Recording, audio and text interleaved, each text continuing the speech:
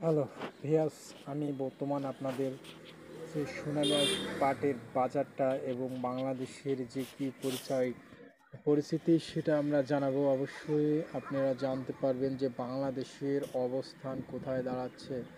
আসলে বাংলাদেশে আমরা জানতে পেরেছি যে বাংলাদেশের যে ভূখণ্ড, আমাদের দেশ মানচিত্র, বাংলাদেশের পতাকার খুবই একটা ছোট দেশ, কিন্তু এর ভেতরে আমরা সুখে শান্তিতে বসবাস করতে পারছি, মুসলিম রাষ্ট্র।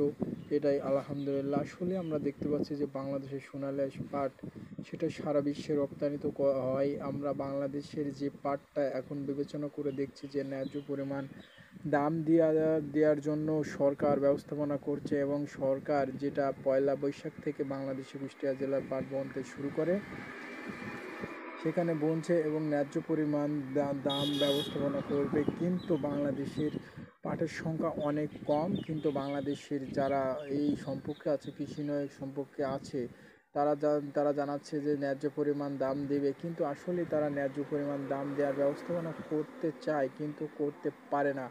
ন্যায্য পরিমাণ দামের চেয়ে চাহিদা পায় না চাষি। এখন দেখতে পাচ্ছেন যে বাংলাদেশের যারা তামাক ব্যবসায়িকরা, তারাই কোটিপতি হয়ে যাচ্ছে, আর তামাক চাষি ভাইরা গরিব হয়ে যাচ্ছে। কারণ তারা তৈরি করে দিয়ে তাদের প্রতি বিঘা জমিতে মিনিমাম লস হয়েছে। প্রতি বিঘা জমিতে 70 থেকে 80 হাজার টাকা যারা কেটু চাষ করেছে তাদের লস হয়েছে। আর আমরা কুরমান চাষের কুষ্টিয়া জেলা ভাইদের কথা তো বলবোই না, তারা ন্যায্য পরিমাণ দাম তো পায়নি। তাদের যদিও বাইনে তারা বায়াররা তামাক নিয়ে গেছিলো, সেখানে যদিও তারা নিয়ে যেত কিন্তু খুবই কম রেট মেরেছে এবং তাদের ফুসলি তামাক কিনে নিয়েছে। বাংলাদেশের সাধারণ চাষিরা সচেতন হয়েছে।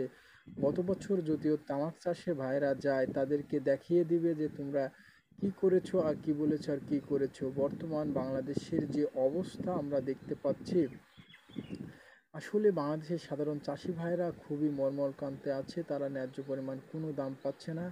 ব্যবসায়িকরা এমন আছে অবস্থায়, যদিও দাম পাওয়ার এমন সময় আছে, ব্যবসায়িকরা কিন্তু মাঠে মার্ডার হয়ে যায়। তারাও ন্যায্য পরিমাণ দাম পায় না, এবং ব্যবসায়িকরা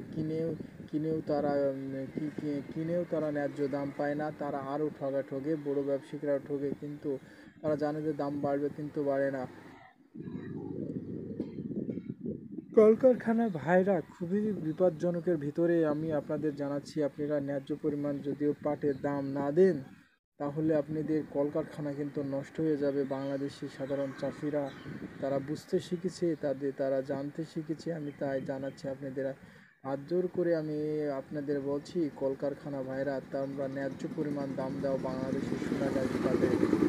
এখন বর্তমান যে বাজারটা পাট বেচা কেনা হচ্ছে, ভালো মানের পাটটা আমরা জানতে পারছি যে কুষ্টিয়া জেলা ভালো মানের পাটটা 3400, 3200 এবং 3500 বেচা কেনা হচ্ছে, কিন্তু সবগুলো না, কিছু স্তরের পাট লেবেল করে বেচা কেনা হচ্ছে। কিন্তু পাটের দাম বাড়তি বাজার আমরা জানতে পেরেছি, কিন্তু এই মুহূর্তে বাড়তি বাজার কেন আমরা জানতে পারছি যে এই মুহূর্তে 5000 যদি হতো তাহলে আমরা জানতে পারতাম যে বাড়তি বাজার ভালো।